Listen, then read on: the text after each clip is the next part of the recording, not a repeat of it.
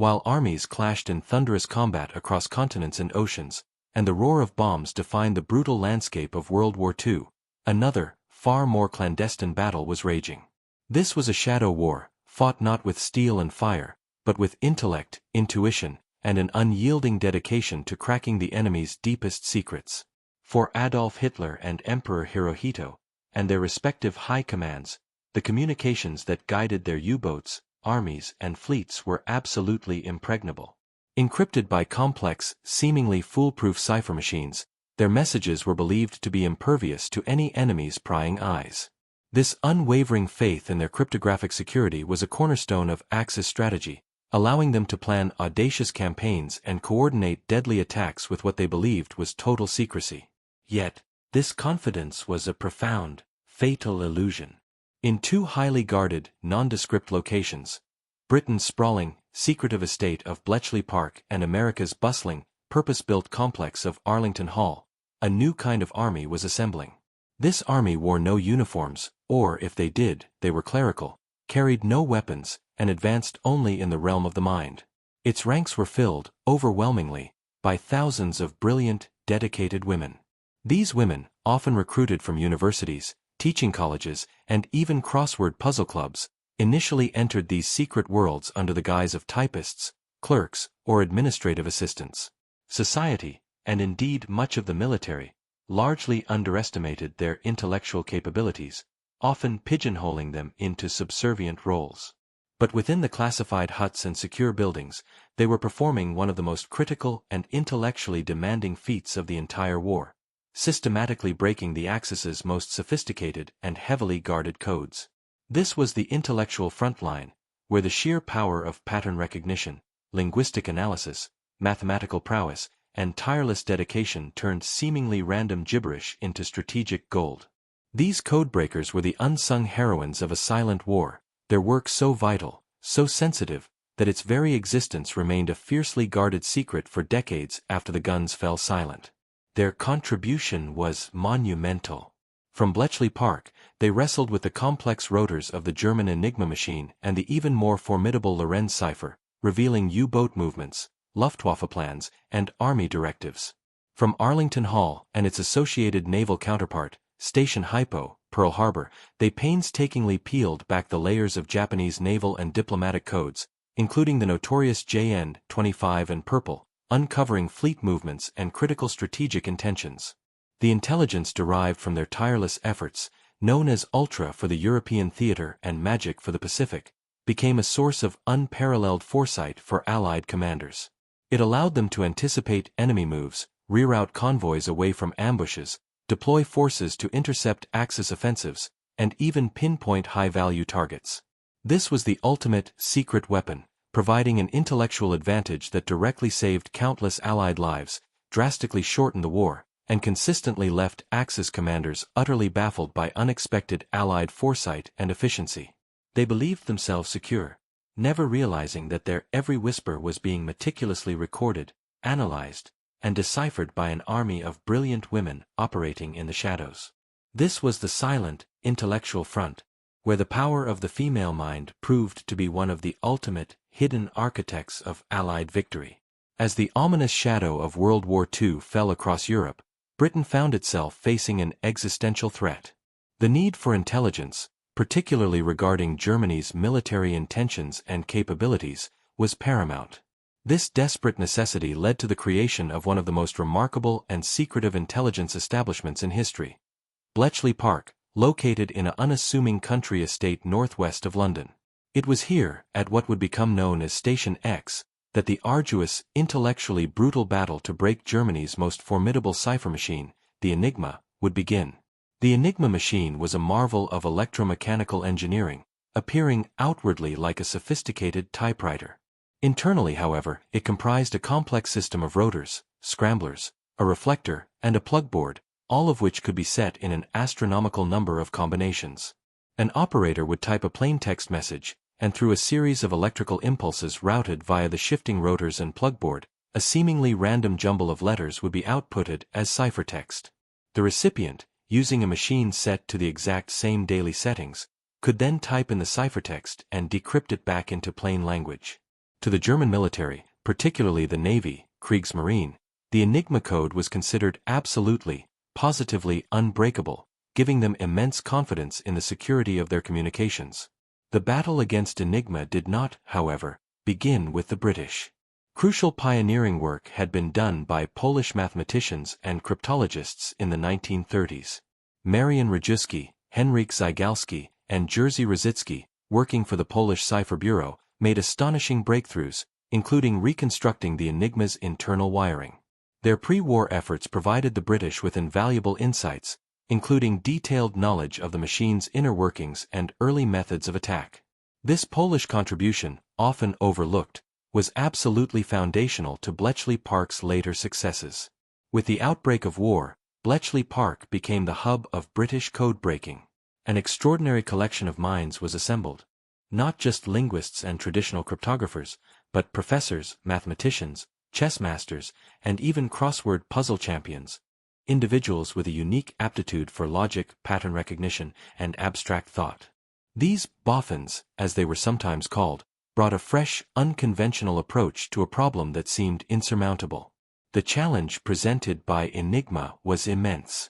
The number of possible settings on the naval Enigma machine, especially with its complex plugboard, exceeded 150 million. Manually testing these combinations was utterly impossible.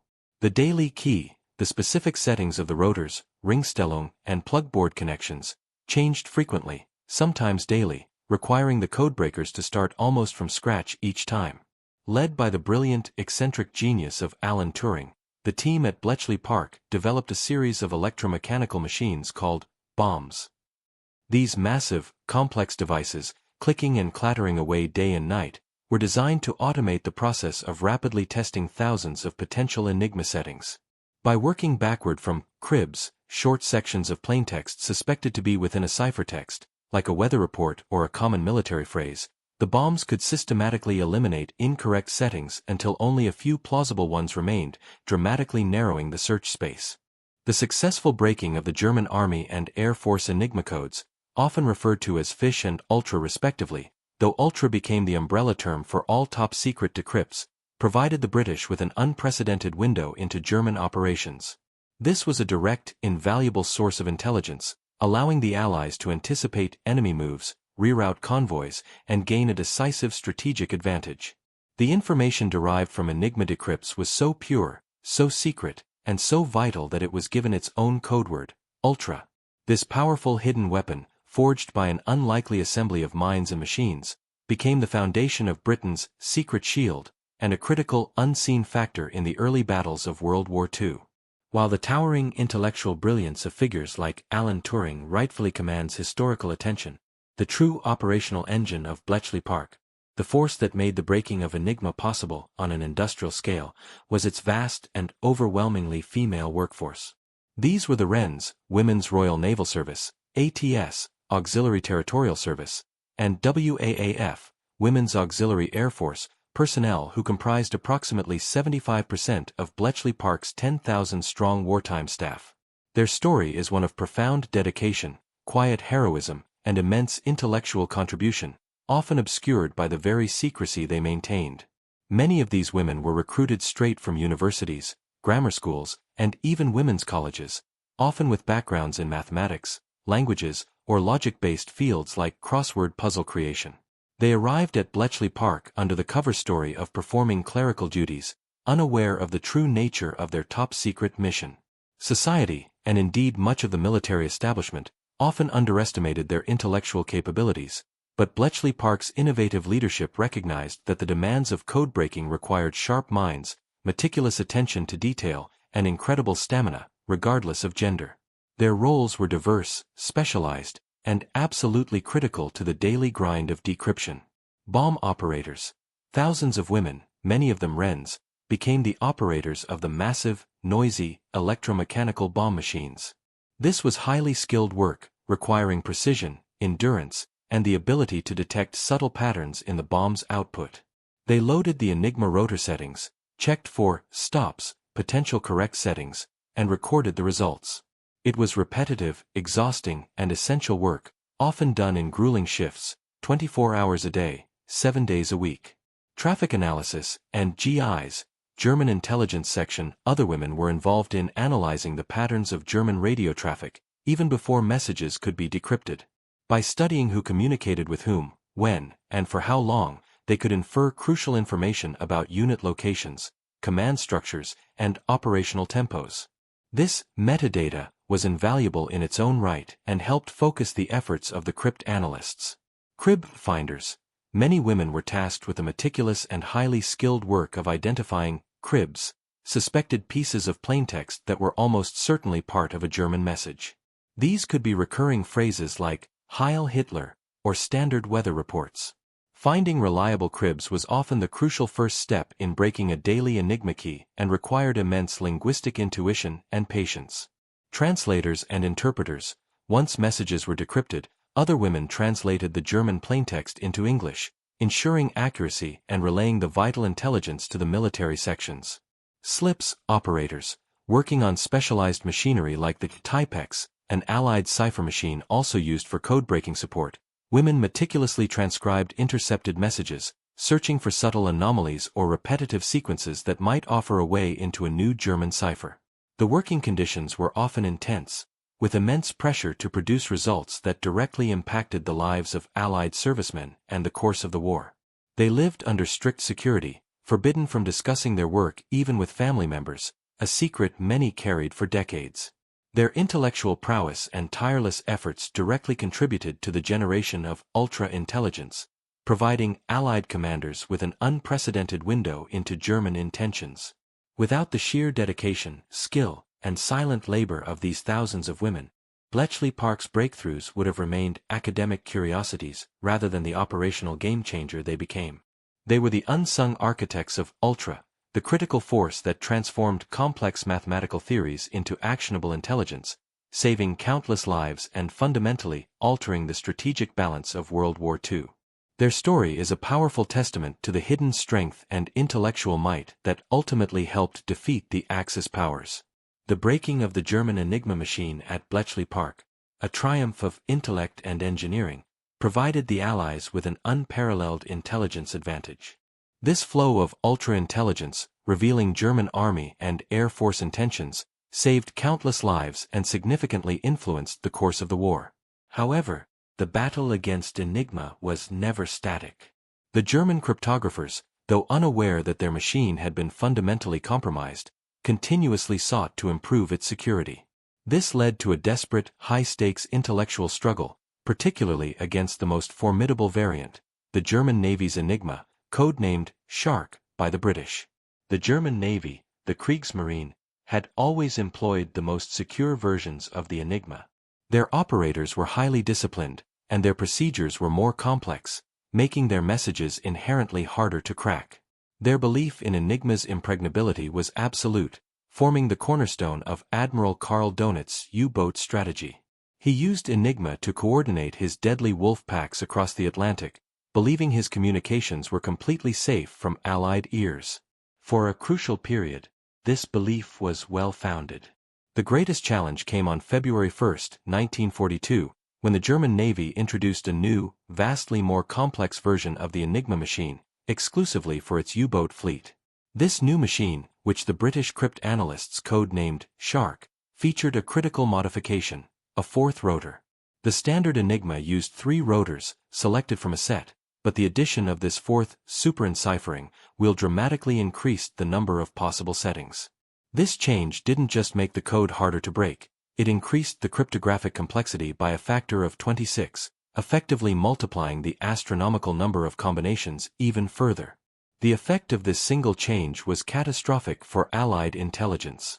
For the codebreakers at Bletchley Park, the lights went out overnight. The bombs, the electromechanical machines designed by Alan Turing and others, were specifically built to solve the 3-rotor Enigma problem. They were completely useless against the new 4-rotor Shark cipher. The stream of vital ultra-intelligence concerning U-boat movements, the secret shield that had been protecting Allied convoys in the Atlantic, dried up entirely. The Admiralty's U-boat tracking room went blind.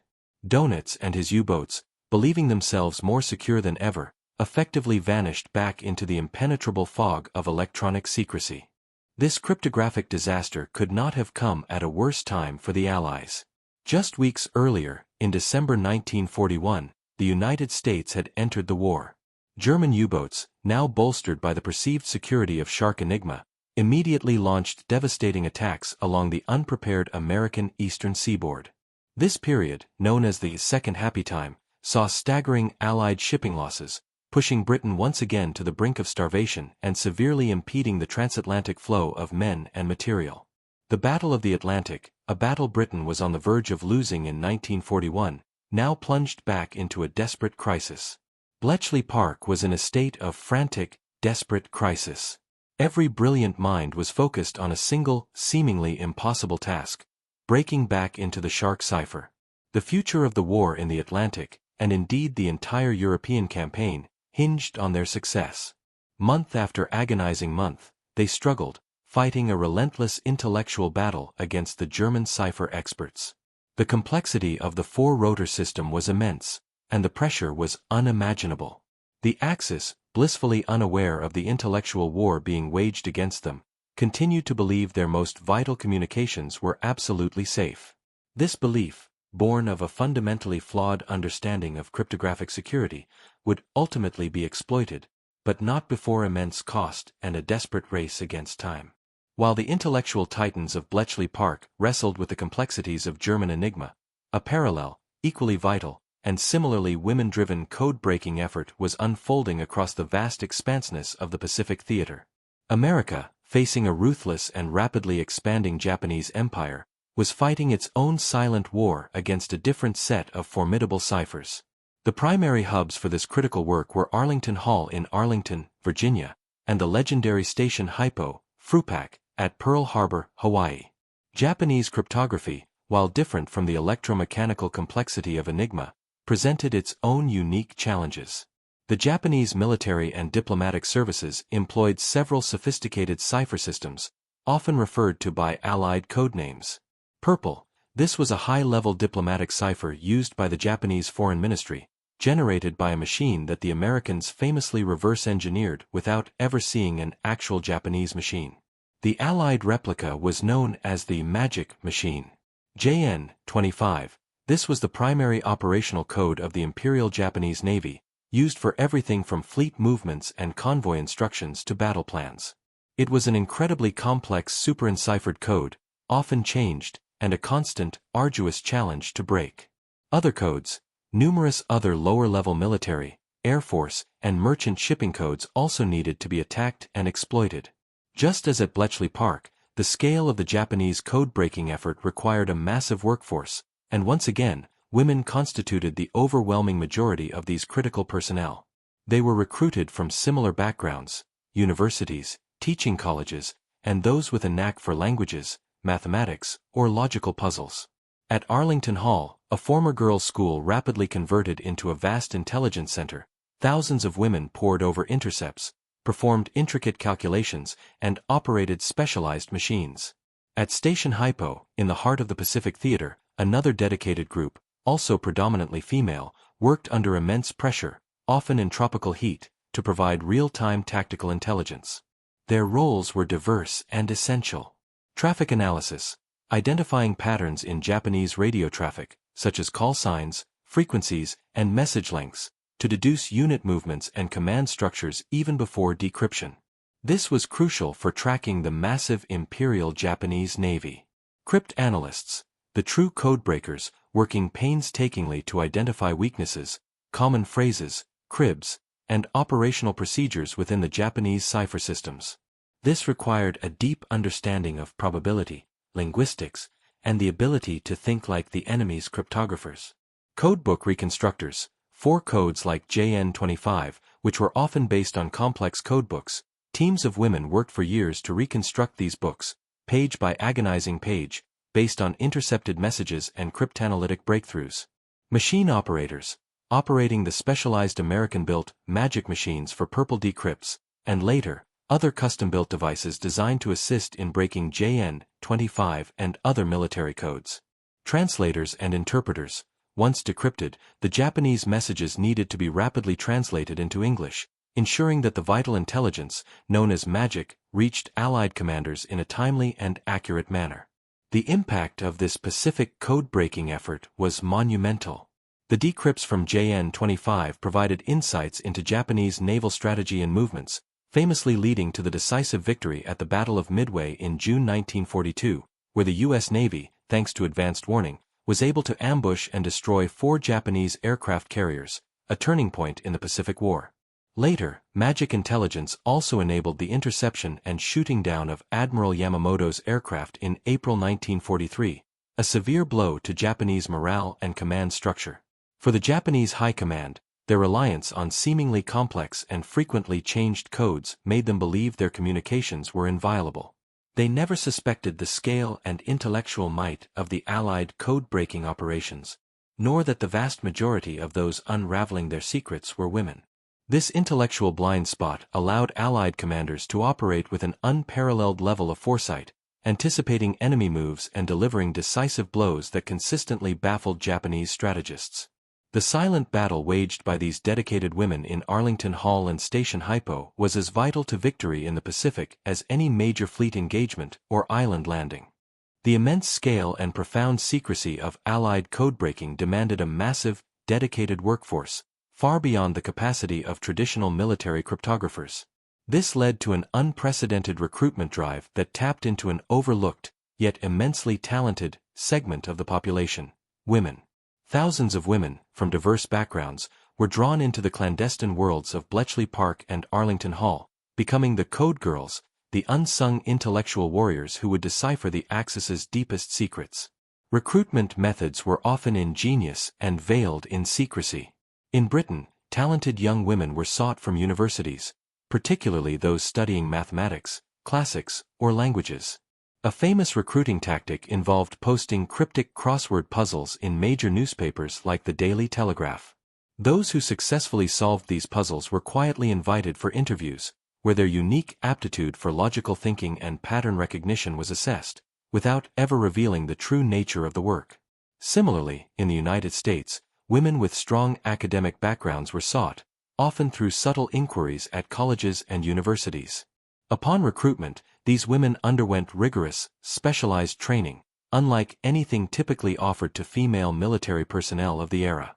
They learned about the intricacies of cryptography, the structure of enemy ciphers, the operation of specialized machines, like the bombs at Bletchley Park or the magic machines at Arlington Hall, and the meticulous processes required for code-breaking. This training transformed bright young women into highly skilled cryptanalytic technicians, ready for their vital roles.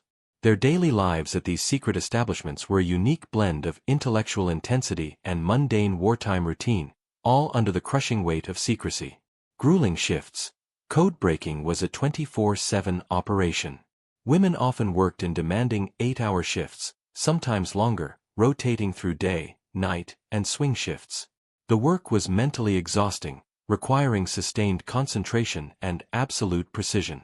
Repetitive, yet crucial work. Many tasks, particularly operating the bomb machines or transcribing intercepts, were highly repetitive. Yet, each seemingly small action was a crucial link in the long chain of decryption. A single error could derail an entire day's effort. The weight of secrecy. The most profound aspect of their lives was the absolute secrecy of their work. They were forbidden from discussing anything about their duties, even with close friends or family members. Many women carried this secret for decades after the war, unable to share their monumental contributions.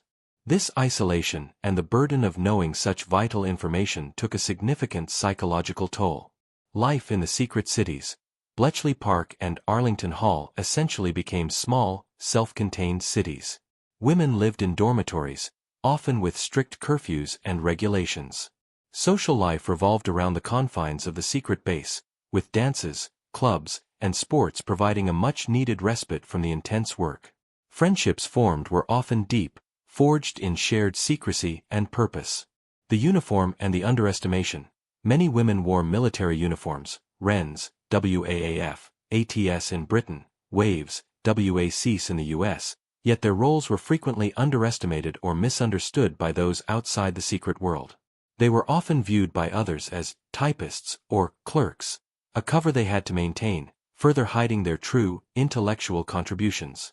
Despite the challenges of grueling work, constant secrecy, and societal biases, the women codebreakers found immense satisfaction in their work. They knew, even if they couldn't articulate it, that they were contributing directly to the war effort, saving lives, and shortening the conflict. They were at the cutting edge of intelligence, using their minds as their weapons. These code girls were not just performing a service, they were demonstrating extraordinary intellectual prowess and resilience. Their collective efforts, spanning thousands of individuals across multiple sites, proved that the intellectual capacity of women was an untapped resource that, once unleashed, could become one of the most powerful and effective secret weapons of World War II. They were the silent majority behind Ultra and Magic, the unsung heroines whose tireless minds reshaped the course of history from the shadows. The relentless, painstaking work of the women codebreakers at Bletchley Park ultimately produced ultra-intelligence, a stream of decrypted German communications so vital, so accurate, and so deeply guarded that it became one of the most powerful, yet invisible, weapons of the European war. Ultra provided Allied commanders with an unprecedented window into Hitler's strategies, troop movements, and operational intentions, fundamentally altering the course of key campaigns and saving countless lives. One of Ultra's most crucial and life-saving applications was in the Battle of the Atlantic. After the German Navy's Shark Enigma blinded the Allies in early 1942, the codebreakers, with immense effort and the development of more advanced bombs, like the superbombs designed to tackle the four-rotor challenge, finally broke back into the U-boat codes. When this crucial intelligence began to flow again in late 1942 and early 1943, its impact was immediate and devastating for the German U-boat arm. Convoy rerouting.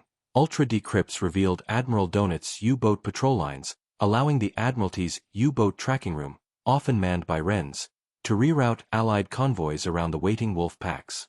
Ships would turn abruptly, sailing into seemingly empty ocean, leaving baffled U-boat commanders to report mysteriously vanished convoys.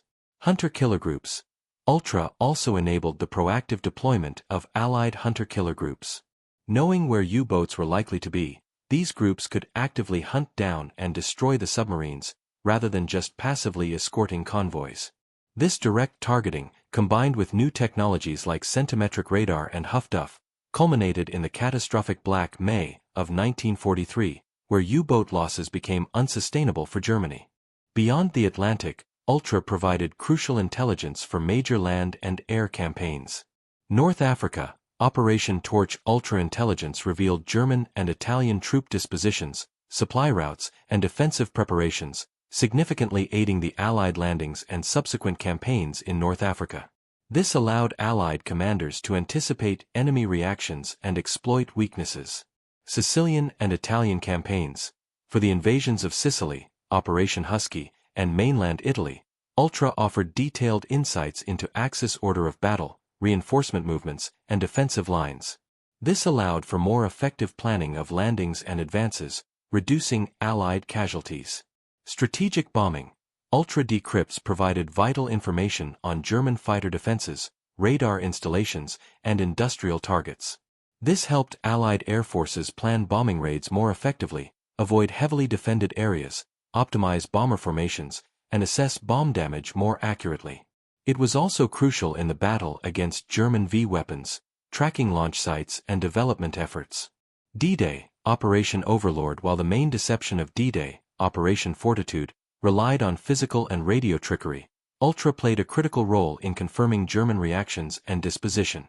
It helped reassure Allied command that Hitler remained convinced the main invasion would occur at Pas-de-Calais, causing him to hold back vital reserves for too long. Ultra provided a real-time pulse of German understanding and confusion.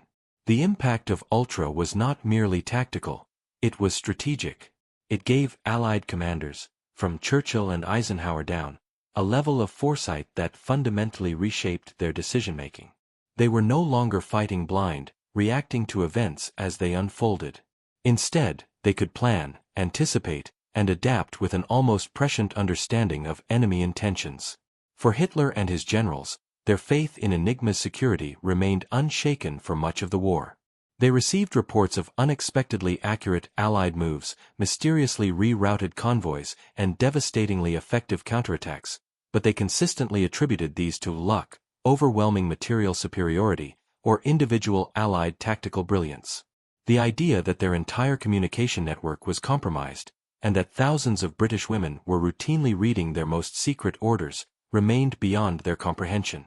This intellectual blind spot, cultivated by Ultra, was one of the most decisive, yet utterly silent, factors in the Allied victory in the European theater. While Ultra's iron fist guided the European conflict, a parallel stream of equally vital intelligence, known as magic, was systematically unraveling the secrets of the Pacific War. This intelligence, born from the tireless work of American codebreakers, predominantly women, at Arlington Hall and Station Hypo, provided the Allies with an unparalleled window into the intentions and movements of the Imperial Japanese Navy and Diplomatic Corps.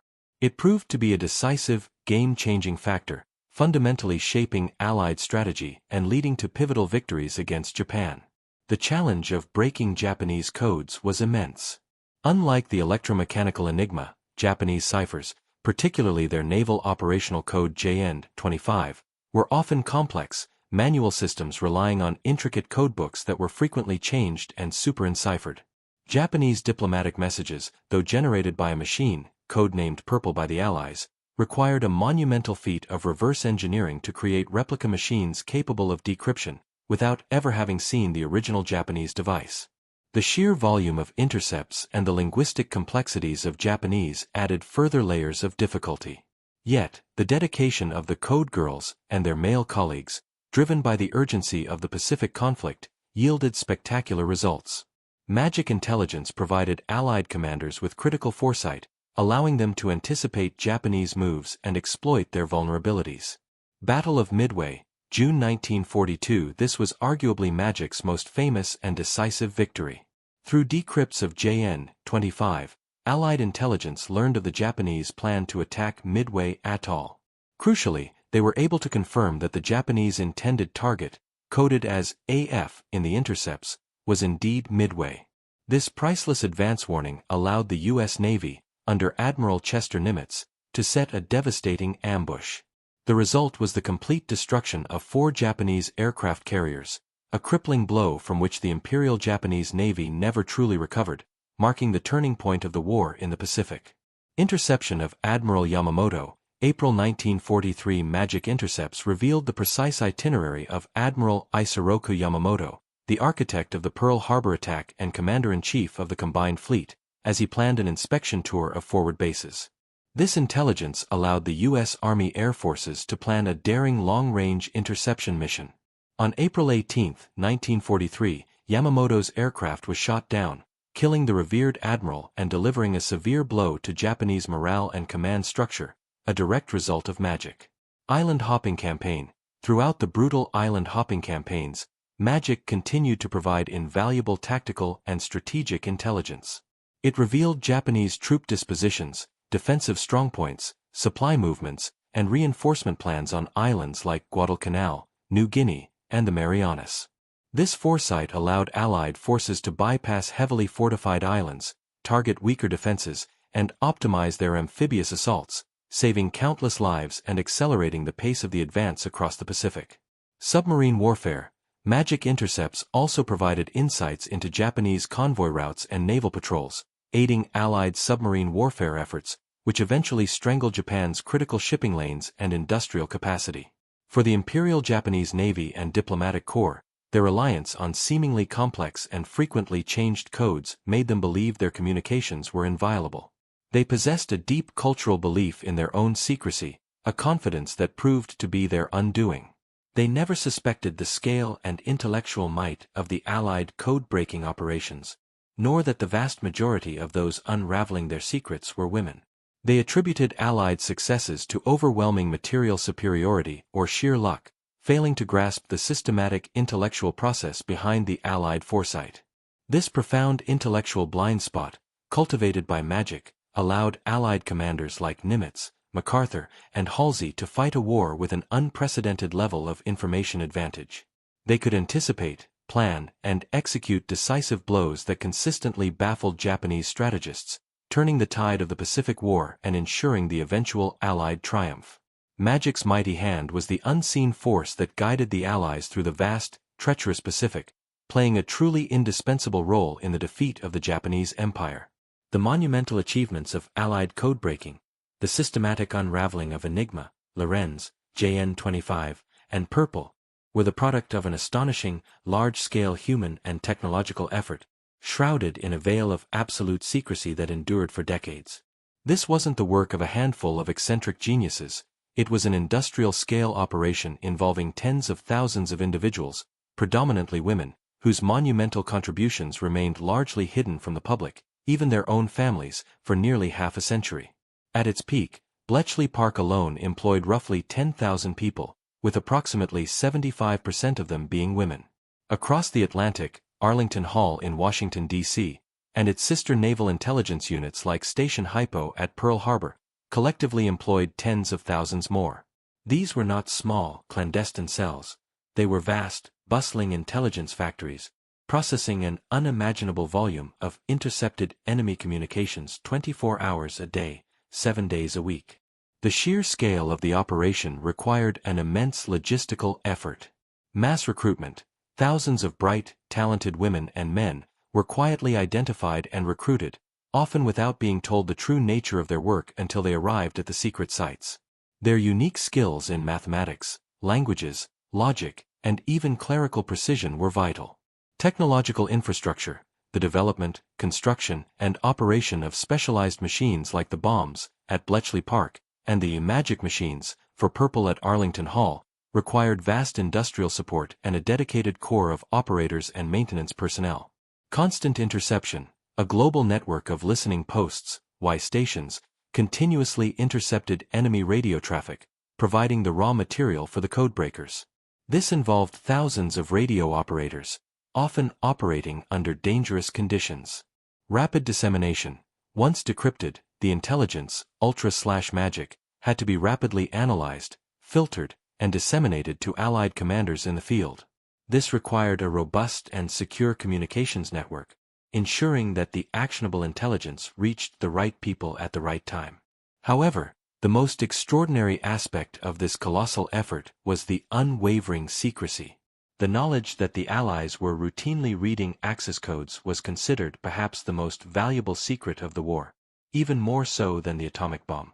Its compromise would have been catastrophic, allowing the Germans and Japanese to change their ciphers, rendering years of effort useless and costing untold Allied lives. To maintain this secrecy, compartmentalization, few individuals had a complete picture of the entire operation. Workers typically knew only what was necessary for their specific task, preventing a single leak from exposing the whole system. Cover stories. Recruits were given vague or misleading cover stories about their duties. Official Secrets Act. Everyone involved was bound by the strictest interpretations of the Official Secrets Act, with severe penalties for any disclosure. Voluntary silence. Perhaps most remarkably, tens of thousands of individuals, many of whom had contributed immensely to winning the war, willingly carried their secrets in silence for decades after the conflict ended. They returned to civilian life, unable to share their monumental achievements even with their closest family members. This generation of silence was a testament to their patriotism and their understanding of the intelligence's enduring sensitivity. This immense, self-imposed silence for nearly 50 years, until major declassifications began in the 1970s and 1990s, meant that the true scale of the code-breaking achievement, and particularly the indispensable role of women, remained largely unheralded. It allowed Axis commanders, for years after the war, to retain their belief in the invulnerability of their codes, never fully grasping how they had been systematically outsmarted. The Allied codebreakers, primarily women, formed a vast, hidden army of minds, operating in the shadows, whose dedication to silence was as crucial as their brilliance in decryption, making their contribution one of the most remarkable and enduring secrets of World War II.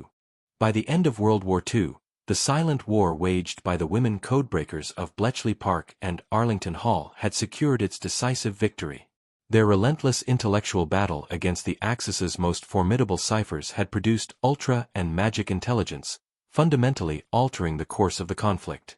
This was not merely a tactical advantage, it was a strategic shift that saved countless Allied lives, drastically shortened the war, and left enemy commanders utterly bewildered by an Allied foresight they could neither explain nor counter. The legacy of these code girls is profound and multifaceted. Decisive impact on World War II. Their primary contribution was a direct, undeniable impact on the outcome of the war. From rerouting convoys to ambushing fleets, from aiding strategic bombing to influencing D-Day planning, their intelligence provided the Allies with a decisive edge across every theater.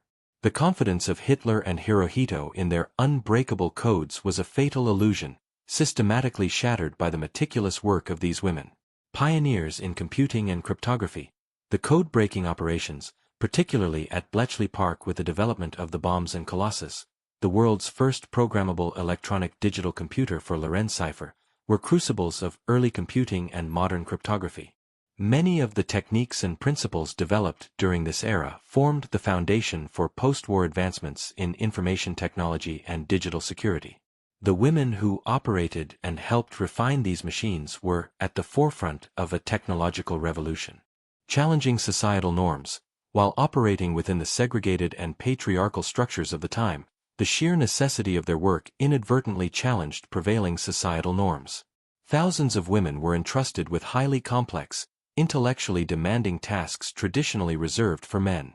They proved, unequivocally, their immense capabilities in fields requiring rigorous logic, mathematical skill, and critical thinking.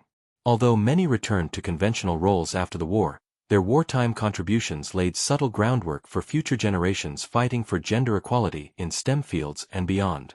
The power of collective intellect. The story is a powerful testament to the strength of collective intellect. It wasn't just individual genius, but the meticulously organized, industrial-scale application of many minds, each contributing a vital piece to the puzzle that achieved the seemingly impossible. Unsung heroines. For decades, bound by oaths of secrecy, these women's contributions remained largely unknown. Their personal stories of intellectual triumph, immense pressure, and patriotic sacrifice were kept silent. The belated declassification of these operations finally brought their heroism into the light, ensuring their rightful place in history as indispensable architects of Allied victory. The secret minds of Bletchley and Arlington fundamentally reshaped the nature of warfare. They proved that in the conflicts of the 20th century, the intellectual battle waged in the shadows could be as decisive, if not more so, than the physical battles on land, sea, and air. Hitler and Hirohito's unwavering faith in their encrypted communications was a strategic vulnerability that was systematically and brilliantly exploited by an army of dedicated women.